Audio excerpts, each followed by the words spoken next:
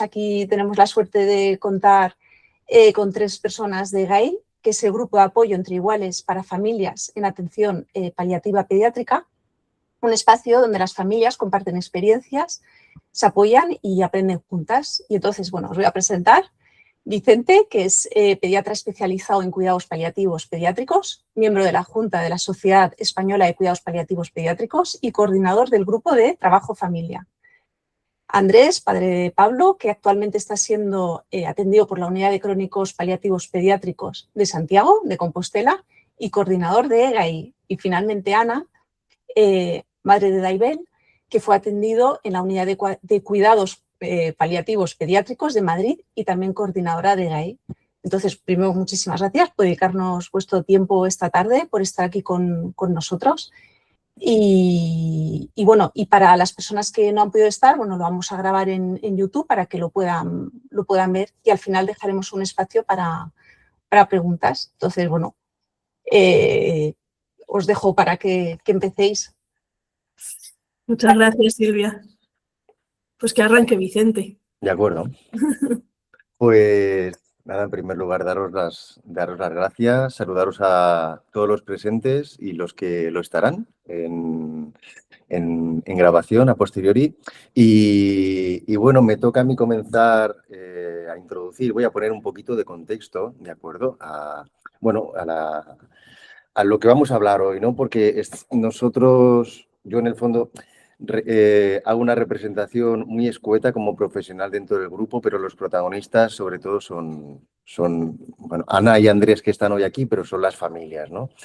Ya lo contarán un poquito más. Tenemos la enorme suerte, en este sentido, en la Sociedad Española de Cuidados Paliativos Pediátricos, que conformamos diversas disciplinas. Como ahora veremos, básicamente, pues evidentemente estamos los pediatras y enfermeros, ¿no? Como digamos, los 2 pilares sanitarios, por así decirlo, pero también estamos integrados por psicólogos, trabajadores sociales y hay también otras disciplinas ad hoc adjuntas en la sociedad, o bien que colaboran también con nosotros, ¿no? Como son sobre todo compañeros de la fisioterapia y cada vez pues más compañeros desde disciplinas como la musicoterapia, arteterapia, y también colateralmente se van uniendo también, quizás de un modo más anecdótico, pues maestros, profesores, que digamos vamos haciendo esta gran liga, ¿no? Esta gran red, o como decimos en catalán, esta gran charcha, ¿no? Para apoyarnos. Voy a compartir unas diapos que simplemente pues, me van a servir un poquito de anclaje para explicaros un poquito, ¿no? Porque hace unos años hablar de cuidados paliativos pediátricos era hablar de un mundo pues, muy desconocido. Lo conocíamos de lo que nos resonaba, ¿no? Del mundo de los adultos. Y la verdad que en esta década, pues, la visualización que ha tenido la disciplina, el crecimiento que ha tenido en la instauración de unidades a lo largo del país, pero también el desarrollo internacional y sobre todo además la presencia, ¿no? En medios de comunicación, redes sociales. Digamos que hemos sido incluso en algunos momentos trending topic, ¿no? Por motivos, bueno, digamos espurios, ¿no? A veces, ¿no? A veces un poco como decimos, ¿no? De lucha o de batalla, ¿no? De situaciones pues un poquito injustas, ¿no? Y me vais a permitir simplemente que utilice unas diapositivas para guiarnos un poquito y ponernos un poquito de contexto, ¿no? Porque nos es tremendamente interesante poder compartir con vosotros, ¿no? Ya que pues una parte, digamos, de los niños que son subsidiarios de atención en cuidados paliativos pediátricos, pues son portadores también de este sistema tan necesario para mantener un soporte vital como es una traqueostomía, ¿no? En este sentido. Y dame un segundito, que lo comparto por aquí.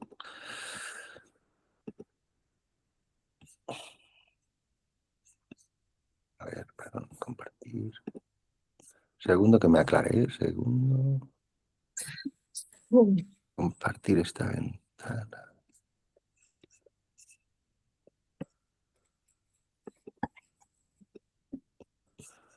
Compartir esta ventana. Vale, aquí lo tengo. Decidme, porfa, confirmarme que lo estáis viendo. Sí. Vale. Sí, lo vemos. Consigo ponerlo en pantalla completa, ya sé, estupendo.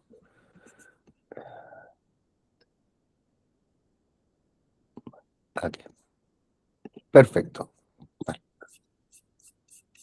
Perdón que empieza por el final, me cachis en la mar. Vale. Bueno, pues vamos a hacer una mirada a los cuidados paliativos pediátricos en nuestro país, ¿de acuerdo? Vale, pues vamos a comenzar en este sentido contextualizando, porque la atención paliativa pediátrica se deriva de un gran problema, ¿no?, que tenemos en nuestra sociedad, ¿no?, que es lo que denominamos las enfermedades avanzadas o las enfermedades crónicas incurables en situación, digamos,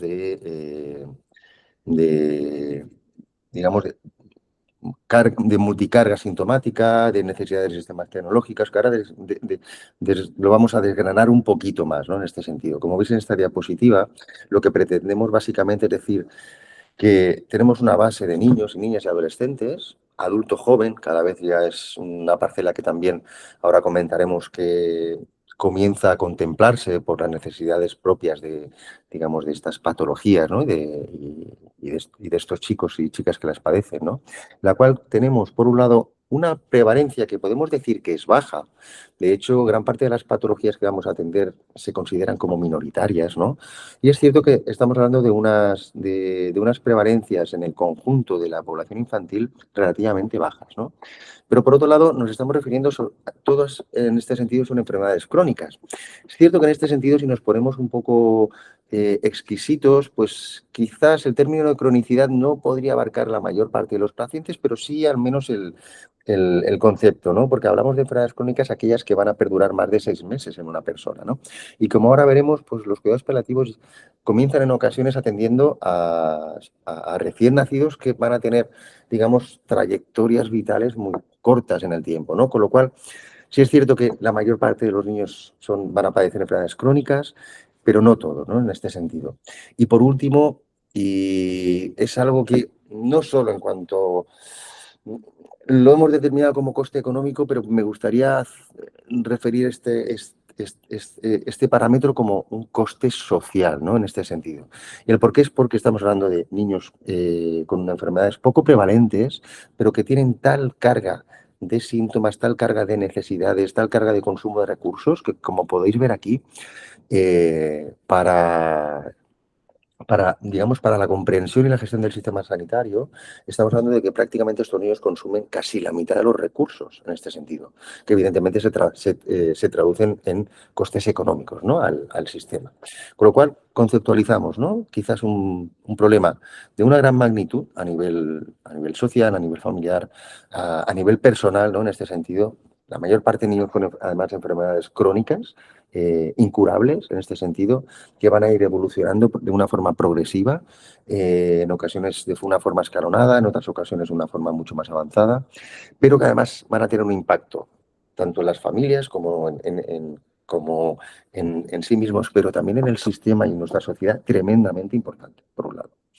Y es que debemos decir que si nos atendemos, digamos, a la premisa fundamental de los cuidados paliativos, que es, ¿no?, el atender niños que van a fallecer, pues fijaros un poquito los números, que es cierto que hablamos de enfermedades poco prevalentes, pero que no tienen cifras nada despreciables, ¿no? Cada año fallecen en nuestro país aproximadamente 2.000 niños y adolescentes, ¿no? De estos, aproximadamente el 60% fallecen por enfermedades previsibles y, por tanto, enfermedades subsidiarias de ser atendidas en unidades de cuidados paliativos. De estos, 15.000 van a tener diagnósticos de una enfermedad potencialmente mortal. Pero es que si ampliamos un poco, digamos, el ojo por el que estamos viendo, ¿no?, todas estas necesidades, estamos ya calculando que aproximadamente, de una manera o de otra, 60.000 niños puedan ser susceptibles de recibir cuidados paliativos o atención paliativa. Y de estos tenemos, digamos, aproximaciones de que 2/3 probablemente no lo están recibiendo. Y probablemente el 80-90% no lo están recibiendo en las condiciones que desde sociedades científicas y grupos de familias consideramos que deben ser modelos de atención idóneos, ¿no? ¿Y esto a qué hace referencia? Pues básicamente que entendemos que la atención a este tipo de niños y adolescentes con este tipo de patologías precisan una atención continuada, que exige una atención todos los días de la semana, 24 horas, 365 días al año. Y esto, a día de hoy, como digo, prácticamente solo lo van a recibir niños en muy pocas unidades de nuestro país, con lo cual esta cifra aún se reduce mucho más. Por otro lado, es una cifra que no va a parar de crecer, y esto lo vemos en las tasas estadísticas. Los avances tecnológicos están permitiendo, evidentemente, avances muy importantes, tanto en la curación de unas enfermedades como en las mejoras, digamos, de calidad de vida y de esperanza de vida en enfermedades crónicas en la etapa infanto-juvenil. Con lo cual, nos está llevando a incrementos digamos, en las tasas de patologías crónicas, y están convirtiendo además patologías que anteriormente tenían, digamos, trayectorias de vida cortas y con una alta carga sintomática en enfermedades con una trayectoria, digamos, vital mucho más prolongada en el tiempo y con un consumo de recursos que van a ir incrementándose a lo largo de la vida. Con lo cual, además, esto nos está suponiendo que muchos niños y adolescentes que padecen patologías que anteriormente, estamos hablando de periodos temporales muy cortos, están ya pudiendo ser transicionados y poder transitar a la edad adulta, con lo cual también está exigiendo al sistema el poder estar preparado para poder atender en una modalidad completamente distinta digamos, al modelo de atención pediátrico, que deban estar atendidos en un modelo de atención de adultos. ¿Por qué? Pues porque enfermedades como las parálisis cerebrales infantiles, como enfermedades minoritarias, con todo el apoyo de la tecnología, el mero hecho también de que sean niños que están atendidos por unidades específicas, está suponiendo avances tanto evidentemente en calidad de vida, pero también en esperanza de vida. Y nos podemos preguntar, pero bueno, en las unidades de cuidados paliativos, ¿qué franja de edad atendemos, no? Pues esto también, os voy a dar una aproximación, pero como debo deciros que en no todos los lugares se atiende de la misma manera, y la pretensión también es que pueda ser diferente. Evidentemente, la población pediátrica, de una manera administrativa, la entendemos de los 0 a 18 años. Esto puede cambiar porque administrativamente en algunos lugares es de los 0 a los 14, en algunos es al 0 a 17, pero vamos a encuadrar en esta edad, ¿no? 0 a 18. ¿Qué nos está ocurriendo? Que muchos niños, muchos adolescentes en estas edades, 17, 17, 18 años, sabemos que tienen además situaciones de altísima fragilidad que nos están obligando, digamos, a poder alargar un poquito más este modelo de atención y establecer protocolos de transición y transferencia a adultos que pueden exigir que este niño o adolescente con una enfermedad como una parálisis cerebral infantil o una enfermedad minoritaria, pues permanezca en las unidades de cuidados paliativos pediátricas hasta los 20, 21 años, ¿no? Esto es cierto que varía de hospital a hospital. Los protocolos de transición no están ahora mismo implementados en todo el territorio nacional, pero un poco, digamos, el camino está yendo en este sentido. Por lo cual, podemos decir que esta, digamos, sería la franja etaria en la cual intervienen las unidades de cuidados paliativos, ¿no? Y es que, ¿qué tipo de patologías, ¿no?, atendemos? O sea, ¿qué niños, ¿no?, en este sentido, y adolescentes pueden ser subsidiarios de una atención paliativa, ¿no? Pues las patologías aquí son muy variables. Yo cuando hago ponencias o clases a residentes o a otros compañeros, pues siempre digo lo mismo, nos enfrentamos a una variabilidad de patologías enormemente amplia. ¿Por qué? Pues porque tenemos, por un lado,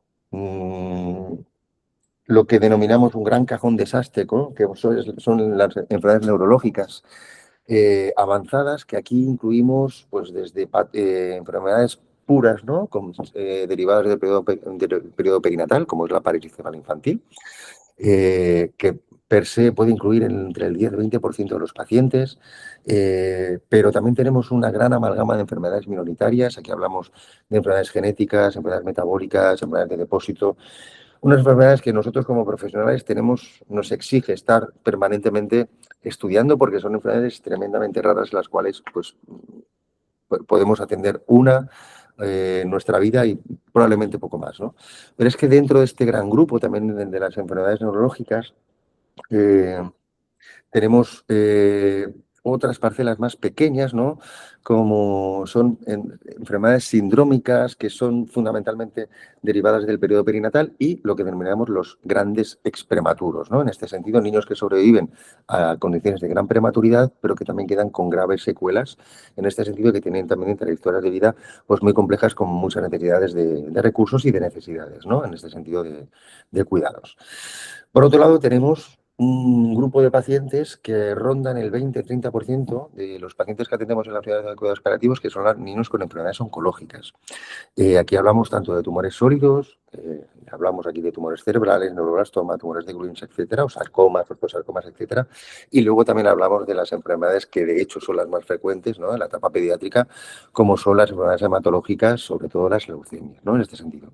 Como vemos, tenemos una gran diversidad, ¿no?, de patologías con una gran carga en este sentido sintomática, como estamos viendo, en niños con enfermedades neurológicas avanzadas que van a precisar sistemas tecnológicos, tanto respiratorios como de sistemas de infusión de fármacos a nivel del sistema nervioso central, pero no solo esto, sino todo el material ortopédico, sistemas de, como vemos en la diapositiva, de nutrición artificial a través de gastrostomías, sondas, etcétera, ¿no?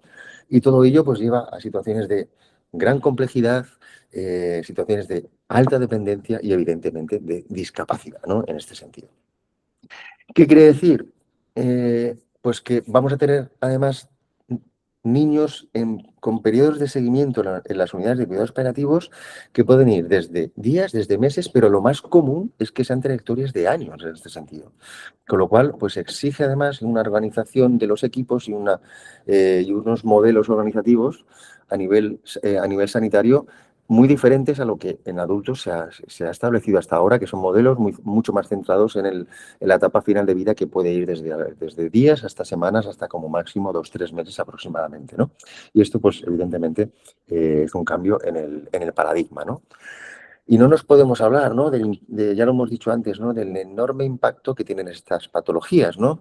De hecho, muchas veces ya pueden existir en entornos vulnerables, ¿no? Y además esto lo vemos en un mundo en el cual somos un país receptor de inmigración y somos además un país receptor de inmigración, por así decirlo, entre comillas, sanitaria, ¿no? Vienen muchos pacientes del extranjero con padres y madres que han puesto su esperanza en poder llegar a Europa con la posibilidad de que sus hijos pues, puedan recibir una atención sanitaria pues, mejor que la que reciben en sus países de origen, ¿no? Con lo cual ya son familias con una alta vulnerabilidad per se, ¿no?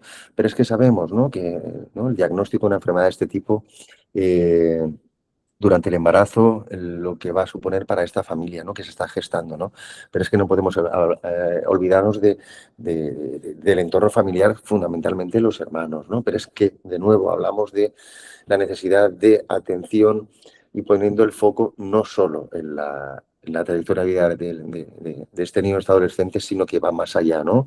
En la necesidad de atención a estas familias tras la muerte, ¿no?, de este niño adolescente, en lo que denominamos por la etapa del duelo, y en donde juegan un peso tremendamente importante nuestros compañeros, sobre todo psicólogos y trabajadores sociales, ¿no?, en este sentido.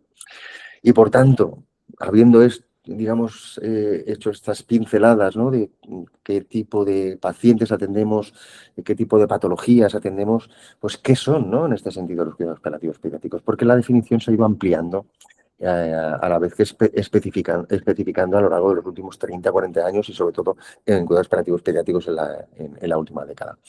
Por lo tanto, estamos hablando de un modelo de atención, más allá de una propia disciplina, ¿no?, en este sentido, como puede ser la neumología, la oncología, etcétera. Estamos hablando de un modelo de atención especializada que es ofrecida por múltiples profesionales, como ya he introducido antes, enfocada en aquellos niños y sus familias que van a afrontar enfermedades graves, crónicas y, sobre todo, que limitan o amenazan seriamente su vida, ¿no?, en este sentido.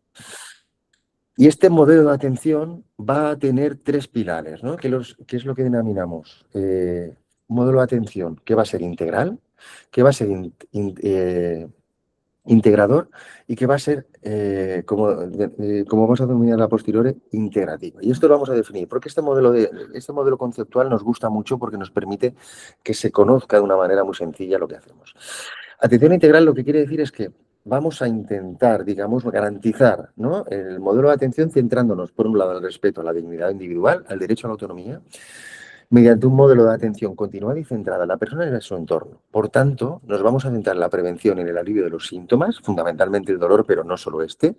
También vamos a atender a otras parcelas como pueden ser el estrés, también parcelas desde un punto de vista más psicológico, como pueden ser la ansiedad, la depresión, pero otro tipo de trastornos, sin olvidarnos del marco espiritual, que va más allá del marco religioso en este sentido y sobre todo atendiendo también a las necesidades sociales del paciente y de su familia en su entorno. ¿Cómo vamos a hacer este modelo de atención? Pues que, como veis aquí, vamos a intentar, ¿no?, unir todas estas piezas de este gran puzzle, o mejor dicho, vamos a hacer sonar todos estos integrantes de esta gran orquesta que son los que vamos a ofrecer estos cuidados, ¿no? Por un lado vamos a tener los profesionales, como ya hemos dicho, con estas disciplinas diferentes, que es cierto que no todas ellas están en todas las unidades de cuidados paliativos, pero es un poquito a lo que tenemos que aspirar. Por otro lado, no podemos olvidarnos de dónde los vamos a realizar, ¿no? Pues por un lado tenemos, evidentemente, los centros sanitarios, pero los niños van a tener, digamos, su vida, ¿no?, su cotidianidad en otros lugares, ¿no? Y el modelo de atención tiene que poder ofrecerla en estos sitios, desde centros de educación especial, centros de educación ordinaria, centros de educación de estimulación precoz, pero también sin olvidarnos de esos centros que ofrecen atención de proximidad, como los centros de salud, hospitales de primer nivel, segundo nivel, incluso hospitales comarcales, pero no olvidarnos de que algunos de estos niños van a estar institucionalizados por diversos motivos y se van a encontrar en centros sanitarios, ¿no? Pero otros también estarán en un entorno de lo que llamamos los hospice o centros de atención intermedia, que son ya lugares más especializados, sobre todo para las etapas finales. No podemos olvidarnos de que es vital, ¿no?, el poder coaligarnos pues, con todos estos recursos sociales que van a estar, digamos, adyacentes al mundo sanitario, como van a ser servicios sociales de ayuntamientos, etcétera, ¿no? Pero no nos podemos olvidar de la importancia, ¿no? Y en este caso es donde estamos, ¿no? Ese tercer sector, ya sea en forma de asociaciones, fundaciones, ONGs, familias, etcétera, ¿no? Esta atención lo que va a pretender es que ofrezca este modelo de una manera integradora, porque todo lo anterior tenemos que ponerlo a trabajar alrededor del niño, siendo el niño el centro, ¿no?, de este modelo de atención. Y por tanto los objetivos van a ser el satisfacer estas necesidades, ¿no?, y mantener de la mejor manera posible el funcionamiento familiar con la mayor normalidad posible, incluyendo los servicios de apoyo tanto a la familia como a los hermanos, ¿no?, en este sentido. Y bueno, sin detenernos más en este sentido, me gustaría puntualizar de que hablamos de patologías que van a tener trayectorias, ¿no?, que, como vemos, puede ir desde el periodo perinatal y que pueden ir hasta la edad adulta. Esto puede llevar a situaciones de extrema fragilidad, de una gran carga de cuidados y síntomas, pero también podemos tener largos periodos de tiempo de cierta estabilidad. Y esto puede condicionar el que los niños puedan transicionar o, entre comillas, ser dados de altas de una unidad de cuidados paliativos y poder reingresar en un futuro. Con lo cual, no tenemos que hablar tampoco de situaciones monolíticas o estáticas en el tiempo, sino que las unidades de cuidados paliativos pues, se van a centrar en periodos de su enfermedad, las cuales van a necesitar digamos, un modelo de atención más, por así decirlo, más intenso, ¿no? Y en determinados momentos pues pueden, digamos, poder volver a sus digamos, sistemas de seguimiento por multiespecialistas, atención primaria o en algunos lugares incluso unidades digamos, de cronicidad de moderada o baja complejidad en este sentido. Y es un poco estos modelos en los cuales nos vamos a ir. Y en este sentido, pues a mí la verdad que para mí es un placer y un honor poder compartir en este sentido, ¿no? Porque vosotros sois tremendamente especialistas. Yo cuando he formado, digamos, a mis compañeros o en este sentido en el manejo de una traqueostomía, pues estamos hablando de sistemas tecnológicos de una altísima complejidad, con unas necesidades de formación tremendamente elevadas, ¿no? Que para profesionales sanitarios muy bien formados, pues como digo yo, un niño con una traqueostomía, pues perdonadme la expresión, pero se nos ponen de corbata en este sentido, ¿no? Pero es que no solo tenemos en este sentido las traqueostomías, como veis aquí tenéis un pequeño mapa, ¿no?, de las enormes necesidades de sistemas tecnológicos, farmacología, etcétera, que precisan estos niños y exigen, evidentemente, pues una enorme especialización, pero es que también exigen que las familias tengáis recursos, ¿no?, sanitarios y de entorno, en este sentido, que os puedan apoyar en este sentido para ello.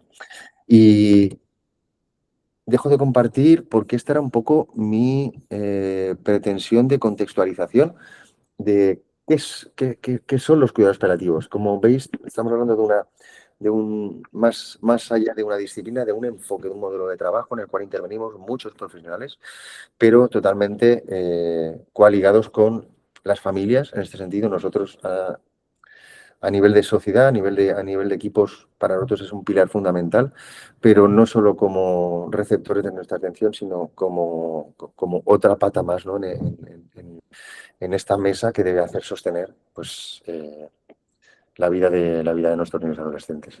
Y por mi parte os cedo ya la palabra a mis compañeros. Luego, si tenéis algunas dudas, pues podemos debatir y reflexionar un poquito. Gracias, Vicente. Y nada. Yo sigo. Comparto también pantalla. Lo que queríamos presentaros, pues, es el GAEI, el Grupo de Apoyo entre Iguales para Familias en Atención Paliativa Pediátrica, que es un poco, pues, este grupo que pertenece a PEZPAL y un poco con lo que Vicente cerraba, ¿no?, esta importancia de que estemos juntos, de que trabajemos juntos, familias y profesionales, para conseguir, pues, al final un bien común, que es que nuestros hijos e hijas estén bien atendidos. Este grupo de apoyo entre iguales para familias en atención paliativa pediátrica es un proyecto del Grupo de Trabajo Familia, y este grupo de trabajo pertenece a la Sociedad Española de Cuidados Paliativos Pediátricos. Es decir, estamos dentro de una sociedad científica y esto lo llevamos por bandera, en primer lugar, y en segundo lugar es muy premeditado y queremos que sea así. Generalmente es muy común que los profesionales tengan sus sociedades científicas por su lado y las familias y los pacientes tengan sus asociaciones de pacientes y familiares por otro, por separado. Aquí lo que estamos haciendo es estar dentro de la sociedad científica. Esto tiene sus cosas buenas y sus cosas malas, pero sobre todo consideramos que las buenas pesan más. A nivel de representación nos da algunos problemillas porque hay organismos que no nos consideran asociación de pacientes y entonces no nos consideran interlocutores válidos para según qué contextos, que es como la parte mala, digamos, pero la parte buena y muy, muy buena es que trabajamos en equipo con ellos, con los profesionales. Y esto estamos 100% seguros de que nos está dando también más oportunidades para mejorar el sistema de los cuidados paliativos pediátricos. Vicente ha hablado de cómo en los últimos años ha habido muchísima exposición mediática sobre este tema y tal, que muchas veces surge porque la prensa quiere consultar a las familias y tal, pero cuando nosotros como familias nos exponemos a esas cuestiones, lo hacemos de la mano de los profesionales, lo vais a ir viendo.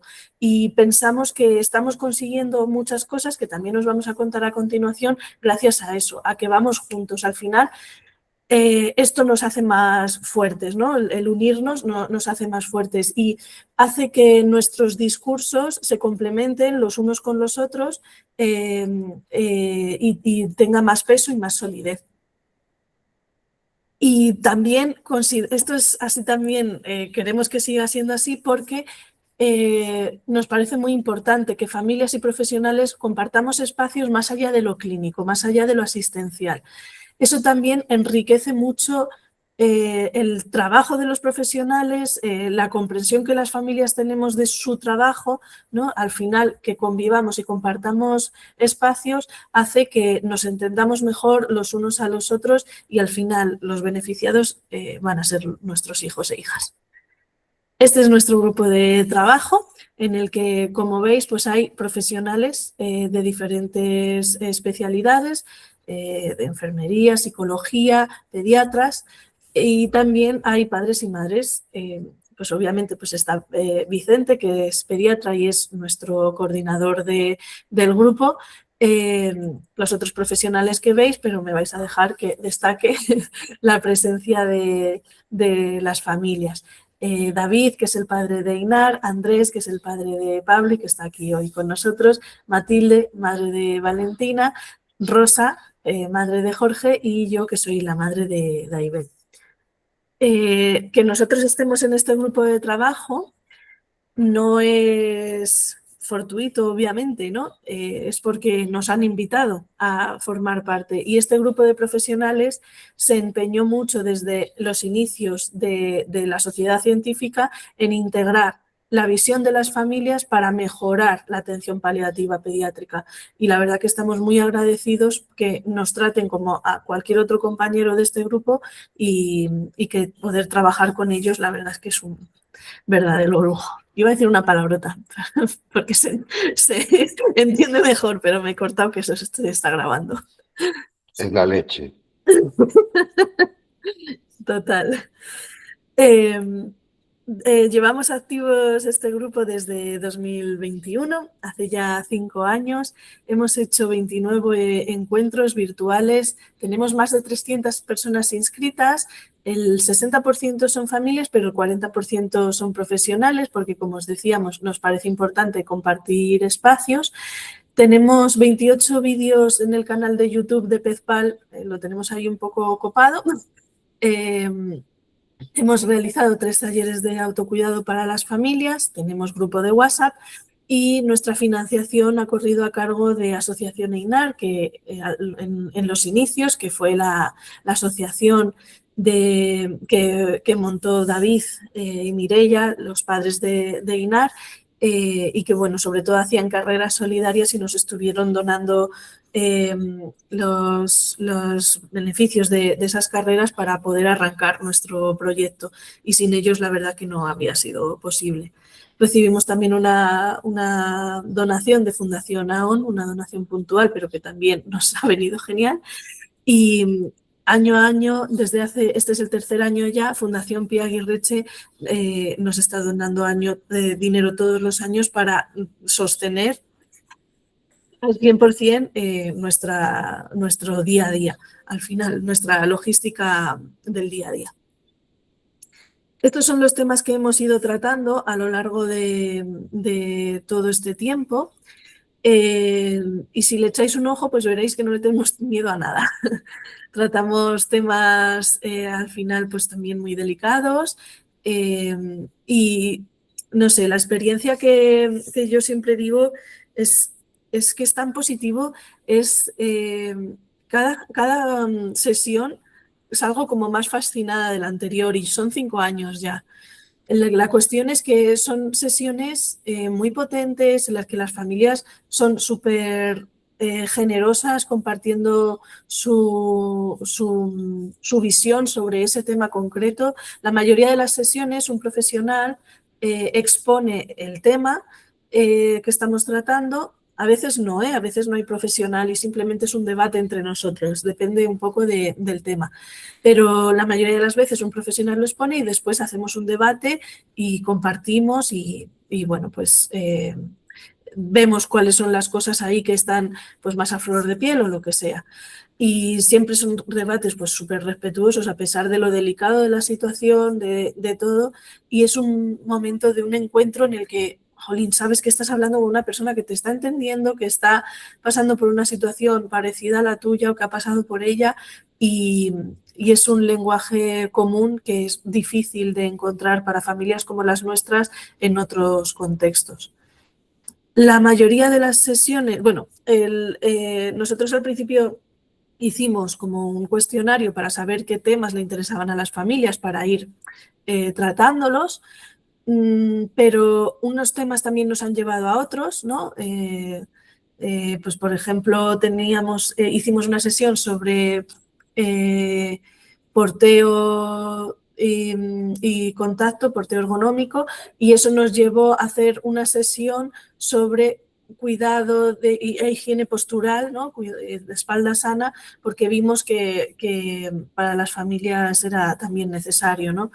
Y también hay otras sesiones que nos piden los profesionales a nosotros, como son estas que he marcado aquí, en el que, pues, por ejemplo, hicimos una sesión para ver cómo las familias les gustaría que fuese el hospice ideal, o se nos pidió también una sesión para conocer la visión de las familias respecto a la donación de órganos, que es un temazo, o sobre la atención de fisioterapia que hemos recibido, o sobre las intervenciones quirúrgicas, ¿no? Cosas que nos han propuesto los profesionales porque lo querían compartir con las familias y también para conocer cuál es la opinión de las familias sobre esos temas que a veces les está costando trabajar o que necesitan más información por parte de las familias para trabajar en sus unidades, en sus equipos. Esto de las sesiones online que hacemos cada 2 meses es como nuestra actividad principal por donde empezamos, ¿no? Por estos encuentros. Pero poco a poco se fue dando importancia a todo el tema de las relaciones institucionales. Empezamos a asistir a actos, jornadas, foros organizados por otras instituciones y entidades afines y esto es importante, quiero ponerlo mucho en valor porque en muchas de estos eventos a los que vamos somos la única representación de los cuidados paliativos pediátricos. Es decir, muchas de estas entidades organizan estos eventos de cuidados paliativos en general, no solo centrados en pediatría, sino cuidados paliativos en general, con un gran peso de la actividad de adultos, y muchas veces el GAEI es la única representación de los cuidados paliativos pediátricos en estos eventos. Y esto es así porque los profesionales de cuidados paliativos pediátricos pues están hasta arriba y lo habréis visto en prensa, en medios de comunicación, cómo están, pues eso, bastante sobrepasados por toda la carga de trabajo que tienen. Son equipos generalmente pequeños, entonces si uno se tiene que ir a uno de estos eventos, deja descolgado la atención en el equipo, ¿no? Aparte de, por supuesto, como todos, tener que conciliar con la vida familiar. Entonces, bueno, pues las familias a veces, pues como somos unos poquitos más, ¿no?, que los profesionales, nos podemos a veces organizar para acudir a estos eventos en representación de todos, ¿no?, de profesionales y de familias, y la verdad que sé que lo agradecen y que es una parte, ¿no?, de poner nuestro granito de arena también. En esta parte de relaciones institucionales hay una parte importante que empezó con una carta que escribió Andrés en 2022, que ya me está poniendo caras, la escribió él. Es una carta muy potente, es verdad que la escribió él y la enviamos en representación de todas las familias. Una carta que enviamos a un montón de instituciones de todo el Estado, pues como el Defensor del Pueblo, el Ministerio de Sanidad, todas las consejerías de Sanidad, también a Presidencia de Gobierno, Casa Real, y fue una carta con una muy buena acogida, que al final, bueno, hubo muchísimos acuses de recibo dándonos las gracias por la importancia que tiene esto, que hacemos y tal y cual, pero realmente quien recibió esa carta y decidió hacer algo con ella, pues fue otra madre, fue Rosa Lacasa, que trabaja en el Senado como secretaria técnica de un grupo parlamentario, y ella consiguió que nos recibieran diferentes representantes de diferentes partidos políticos del Senado para que pudiéramos contarles cuáles eran las necesidades de mejora de la atención paliativa pediátrica. Esto, al poco tiempo, en abril del 2023, llevó a una aprobación de una moción por unanimidad en el Senado en la que se instaba al Gobierno a mejorar la atención paliativa pediátrica. Una moción en el Senado no tiene a nivel legislativo mucha importancia, pero sí que pudimos ver como un caldo de cultivo interesante en el sentido de que había una unanimidad, en primer lugar, y nos quedamos con la sensación de que eso no se iba a quedar ahí, de que había como un compromiso real por parte de los políticos de hacer algo con esto. La realidad es que Rosa, desde el Senado, nunca dejó el tema, siempre ha estado persiguiendo, ¿no?, a los políticos para que saliera algo más adelante. Se reunió también con la ministra de Sanidad. Y finalmente se le encargó a ella que redactara el primer borrador de una ley autonómica que está ahora mismo en tramitación en el Parlament de Cataluña. Al final ella es asesora del grupo de parlamentario Junts y Junts presentó este borrador de la ley, esta proposición de ley. Fue aprobado el trámite parlamentario en octubre de 2025 y esto va a significar, y eso significó que desde octubre hasta hace 2 semanas esta ley ha estado en fase de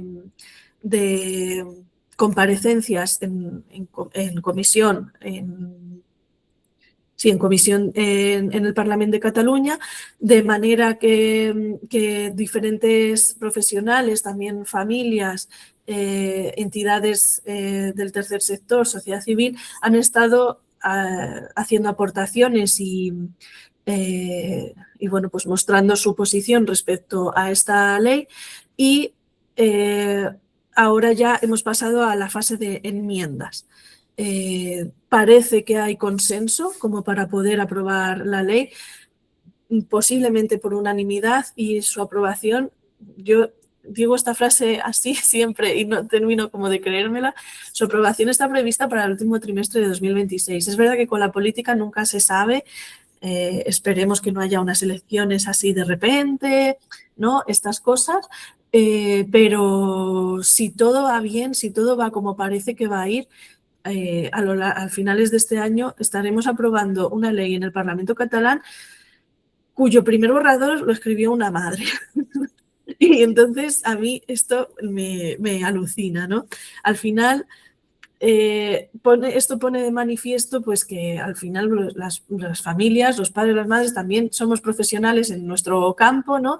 Y ponemos nuestros conocimientos al servicio de esta causa común que tenemos, que es la mejora de la atención paliativa pediátrica.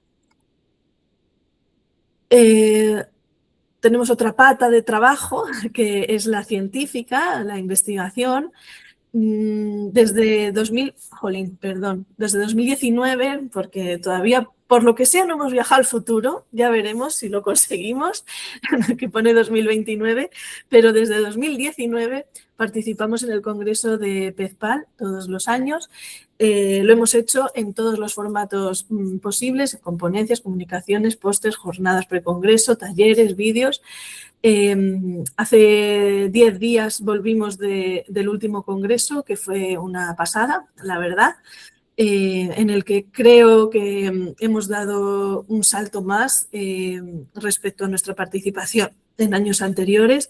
Hemos participado con las familias con ponencias, comunicaciones, pósters y también con vídeos. Y esto es gracias, por supuesto, al empeño que ponemos las familias en tratar de participar, pero también gracias a la confianza que están depositando los profesionales en nosotros.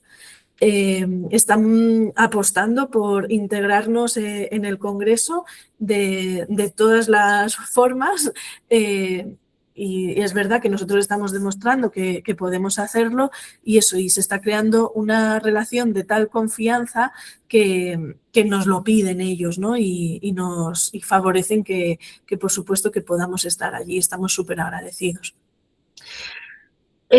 También participamos en otros congresos y jornadas de otras entidades porque tratamos de hacer llegar el modelo GAI a otros entornos relacionados con la atención paliativa, ¿no? Como puede ser la humanización, desde la psicología, ¿no? O en SECPAL, que es como la Sociedad Española de Cuidados Paliativos como más de adultos, que también tienen cabida los pediátricos, pero hay más trabajo de adultos ahí, pues intentamos estar, ¿no? Y también participamos en investigaciones de los profesionales, no solo aportando casos, no solo aportando testimonios, ¿no? Sino también como cuidadores expertos validando las variables y los cuestionarios que emplean los profesionales en sus investigaciones. Bueno, aparecemos en medios, esto intentamos cuidarlo mucho para que no se victimice a las familias ni se sobreexponga a las familias, ¿vale? Intentamos cuidarlo mucho. Pero vemos que es necesario pues para poder conseguir, ¿no?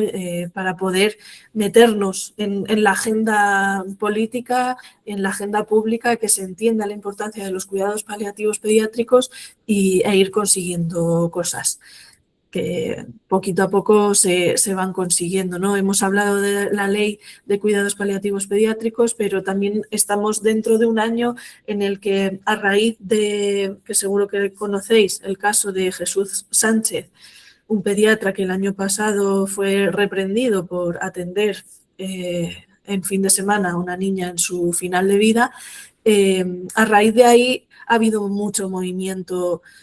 Hubo mucho movimiento mediático en un primer momento y luego ha habido comunidades autónomas poniéndose las pilas y en este año podemos celebrar el anuncio o la puesta en marcha o el anuncio de una atención paliativa pediátrica 24/7 en Baleares, Asturias, Andalucía y País Vasco. Entonces, uniéndose a Comunidad de Madrid, Murcia y Barcelona, bueno, pues el mapa va abriéndose un poquito, aunque sigue habiendo muchos lugares en los que la atención no es integral, tal y como ha definido Vicente que debe ser. Por último, ¿qué le aporta el GAI a las familias? Y por supuestísimo estáis invitadas a participar en nuestro grupo si queréis, si pensáis que os puede venir bien. Es un espacio para compartir con iguales, igual que es Traqueo Kids, y esos beneficios pues vienen solos, ¿no? Lo que hablaba antes de compartir un espacio en el que las familias... en el que tienes personas que están pasando por cosas similares a la tuya, eso siempre es muy beneficioso y siempre nos ayuda mucho a no sentirnos solos. Es un espacio donde expresamos las necesidades y esto es muy importante porque como también vienen profesionales a nuestras sesiones, pueden detectar qué cosas no se están haciendo bien, qué cosas hay que mejorar, a qué cosas hay que atender. Por supuesto, nos da un sentido de pertenencia, ¿no? Este grupo que nos hace ver que no estamos solos y esto nos lleva a la incidencia política, porque toda esta pata de relaciones institucionales de incidencia política es algo que ha surgido no desde nuestra intencionalidad, ¿no? Individual o como grupo, sino que ha sido una exigencia de las familias que cuando sesión tras sesión veíamos que había tantas cosas que cambiar, tantas cosas que mejorar, nos pedían que hiciésemos algo, ¿no? Que hiciésemos algo que tuviésemos alguna iniciativa que nos llevase a explicar a los políticos por qué hay que mejorar todo esto, ¿no? También le otorga sentido a la vivencia. Al final, pues vivimos... situaciones muy, muy duras, sobre todo, bueno, pues también quienes vivimos la muerte de nuestro hijo, pues también tenemos, para muchos de nosotros se convierte en esta participación en el GAE en parte de nuestro legado, del legado que dejan nuestros hijos para nosotros, ¿no? En el sentido de querer mejorar la atención paliativa. En mi caso, como yo fui atendida desde la Unidad de Madrid, yo lo que quiero es que lo que yo recibí lo reciban todas las familias con un derecho más, porque fuimos atendidos maravillosamente gracias a eso, a estar en la Unidad de Madrid. Y quienes no están en unidades de atención integral, pues luchan también al final por lo mismo, para mejorar la unidad en la que ellos están, pero a sabiendas de que en otras zonas de España pues están en la misma situación, y al final lo que queremos es que todo sea lo mismo. Y también nos sirve para canalizar ese sentimiento de gratitud tan grande que sentimos hacia los profesionales que nos atienden, buscando al final mejorar también sus condiciones laborales para que puedan atender mejor a nuestros hijos, pero también que puedan ejercer su profesión de una manera razonable y no teniendo que ser reprendidos por hacer su trabajo y por tener humanidad, o totalmente desbordados por todo el trabajo que están haciendo porque no dan abasto. Ay, dale, ya estaría. O sea, diapositivas para otra cosa, perdonad. Y nada, pues eso, muchas gracias. Esto es lo que queríamos contaros de lo que hacemos. Cualquier duda, cualquier comentario, pues genial. Y sí que me gustaría dar paso, dejo de compartir y dar paso a Andrés, que como es verdad que es coordinador, pero sí que hemos pensado que estaría guay que él compartiera como padre cuál es su experiencia dentro del GAI. ¿Hablo ya? Sí. Claro. Vale, muy bien.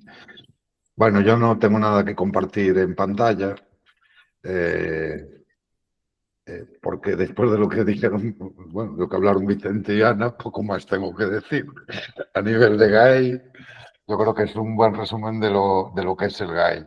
Pero una intervención de Vicente, como siempre, fantástica. Tengo aquí notas porque no he dejado aprender, que es un lujo. Recuerdo una de las sesiones últimas sobre intervenciones quirúrgicas que a mí me hubiese gustado tenerla mucho antes. Y bueno, es el lujo que compartimos con muchos profesionales que vienen un día y puedes escuchar una serie de cosas tremendas, vamos, tremendas de poder disfrutarlo. Y Ana, pues es Ana, no hay mucho más que decir. Es decir, y ahí voy a ir yo, ¿no? A Ana. Bueno, yo empecé en Santiago en el 2012. Bueno, mi hijo fue atropellado, le voy a ir de una forma muy rápida, además. Resultado de esto, pues, está en coma vegetativo, le implantaron una tráquea, una gastro, un bomba de baclofen. Bueno, todo esto nos derivó a una unidad donde yo nunca voy a hablar mal del personal porque siempre me trataron muy bien, pero una unidad donde no había ningún tipo de actuación en casa. Nosotros estábamos solos con este percal, con, por supuesto, la formación que nos habían dado en la UCI, como pudieron, en un estado de shock durante 2 meses, y llegamos a casa pues con esa UCI, esa especie de sucursal de UCI en el que tienes que empezar a tirar para adelante y desde luego el temor, el miedo y todo lo que puede suponer esto.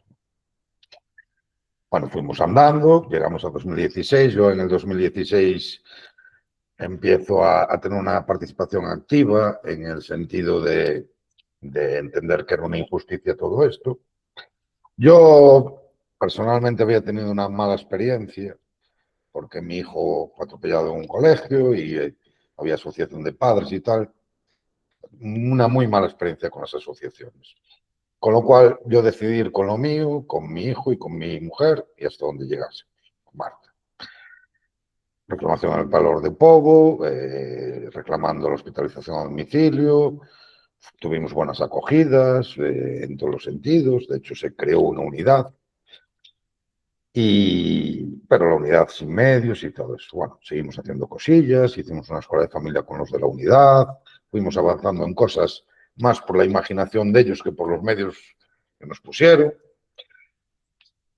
Y cuando llega el 2020, llega una pandemia que lo pasamos muy bien, en el sentido de que después de 8 años sí teníamos una formación y aparte del miedo que puedas tener al bicho, pues la verdad, como Pablo estuvo bien, pues igual lo pasamos mejor que otros, porque ya estábamos acostumbrados a estar en casa, ¿no? Lo que toda la gente vivió por primera vez, pues nosotros, y vosotros lo entendéis perfectamente como padres y madres, bueno, aparte de la tal, pues teníamos una situación en la que yo pensaba en aquellos que empezaban en ese momento y el percal que tenían con toda esa más falta de atención aún, ¿no? La verdad es que el cansancio llega, porque todo esto te desgasta, lo hicimos muy solos. Y en el 2021 recibo una invitación de la unidad, me dice, mira, hay esta reunión, y tú que eres así como muy echado para adelante, pues nada, te vas a esa reunión y a ver qué pasa. Que igual, pues no sé qué coño es esto. Pero bueno, me voy a... Y de repente me encuentro a Ana y a Matilde, me acuerdo perfectamente, yo las considero las madres del grupo, sin lugar a dudas, nuestras madres del grupo, contando unas cosas que yo estaba flipando, porque vosotros, yo no sé si os pasa, ¿no? Yo tengo un entorno familiar, tengo un entorno de amigos, pero yo hablo de estas cosas y yo creo que pienso, o sea, es como hablases en chino, ¿no? Te entienden así un poco, pero entender lo que es esto, estas 24/7, ¿no? Atención, esto no entiende nada. No puede entender los de las unidades. De hecho, Vicente una vez dijo, y nunca me olvidaré, yo me gustaría entender a los niños como lo entienden sus madres. O sea, ya una medicina, ¿no? Porque a veces con estos niños nadie se cree que puedas tener una comunicación, ¿no? La tienes. Entonces, ver a Vicente decir eso para mí fue como maravilloso, ¿no? De un profesional, porque, bueno, son avances de la medicina. Normalmente los médicos son más, bueno, me entendéis, ¿no? Son más, bueno, después es verdad que los de la unidad cuando vinieron a casa veían a un Pablo diferente, ¿no? Del que veían allí. Bueno, no es que se comunique, pero nosotros nos entendemos con él, ¿no? Y de repente veo profesionales como Jesús Sánchez, al que yo había hecho referencia con un estudio de cruces de hospitalización a domicilio, de atención domiciliaria. Yo, coño, este señor, yo lo veía, ¿no? Como un referente, y resulta que el señor era un tío normal, hablaba normal. Bueno, ya lo conocéis, y si no lo conocéis, y yo, joder, esto es una cosa tal. Empiezo a oír madres que yo flipaba con ellos, o sea, del nivel, ¿no? Dije, coño, pues aquí ha llegado a mi China, ¿no? Estos hablan mi idioma. Y bueno, empecé a ver, porque tú tienes tus pros y tus contras. Por ejemplo, Marta no participa mucho, sobre todo porque Marta tiene una carga de años de madres de la unidad y a veces estas cosas no acaban bien. Y eso es una carga también para nosotros, ¿no?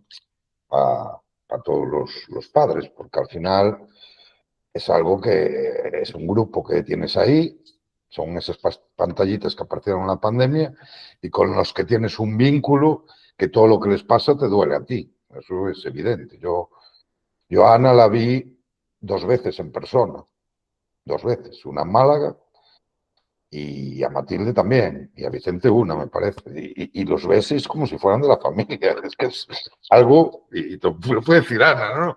Es algo fuera y te acabas enganchando a las reuniones, te acabas enganchando por lo que te apetece estar con gente que te entienda, que te escuche, por lo que aprendes, por esa unión entre profesionales y familias que es maravilloso.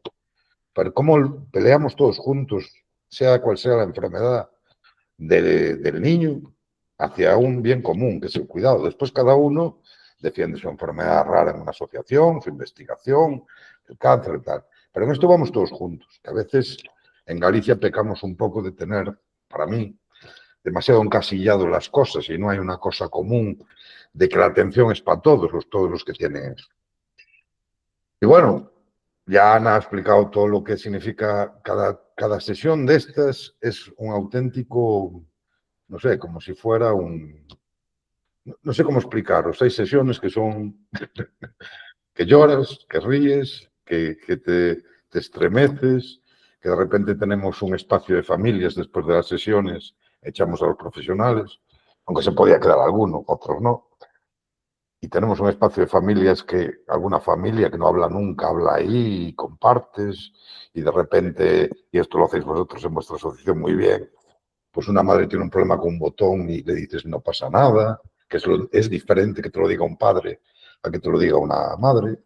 Y encima pues hemos hecho tantas cosas que realmente al principio yo no sé cuáles eran las expectativas de ese grupo de familia, esos locos que crearon esto. Digo, unos locos, porque vamos. Pero yo viendo ahora la presentación de Ana, porque nunca te paras a ver estos 5 años que parece que pasaron y me parece alucinante, alucinante. Y a mí me nombraron coordinador por el medio o me ofrecieron ser coordinador.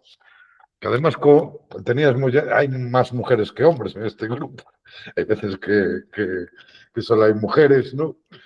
Y a mí me encanta, por supuesto, porque me parece compartir con ellas y con todo lo que son las madres, sobre todo, los padres también, por supuesto.